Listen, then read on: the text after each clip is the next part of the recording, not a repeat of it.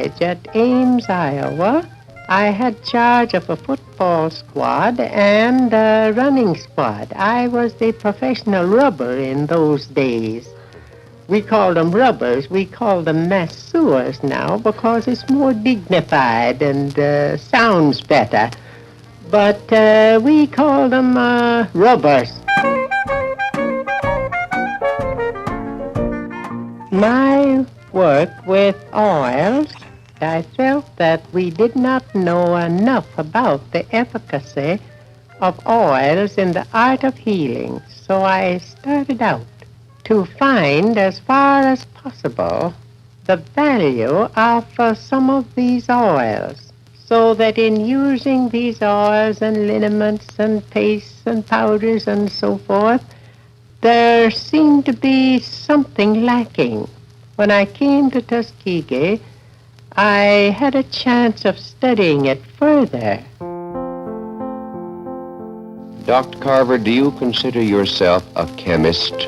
We have to be very careful lest the ego comes in. A person that can bake a reasonably good cake or a reasonably good pan of biscuit can't go out and put up a shingle and say that they are good cooks. But they simply use the kettle or pan as a means to carry out the end. So I simply use the chemical laboratory to find certain things that I'm looking for. A laboratory is simply a place where we tear things to pieces. Sometimes we can get them together again if we want to put them together, and sometimes we can't. But nevertheless, we can pull things to pieces and get the truth that we are searching for. We can at least find out of what certain things are made, and which gives us information to do other things with. Sometimes it is wise not to look for too much appreciation. The main thing is to be sure you're right and go ahead, regardless of whether people appreciate it or whether they don't, because in time they will appreciate it. So simply be sure that you are on the right road.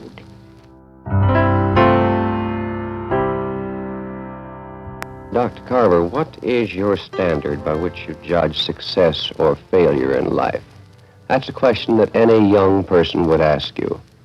Well, that is a question that can't very well be answered by yes and no. I should say the chief purpose of scientific training is to find truth. And whenever you find truth, you find the science. Ye shall know truth, and the truth shall make you free. There is nothing more destructive to development than ignorance. And ignorance is simply, I don't know. I should say this, that the further anyone gets away from themselves, the greater will be their success in life. You can't get very far in life if you don't get away from self. You know, self is a little bit of a thing. That little word I, terrible eye disease, one of the worst eye diseases that was ever known.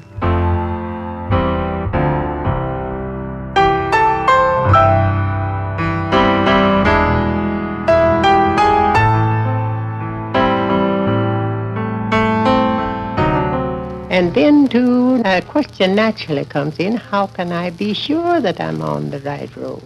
I should simply say this, that in all thy ways acknowledge him, and he shall direct thy paths. Now you must learn to look to him for direction and then follow, and you'll never go wrong.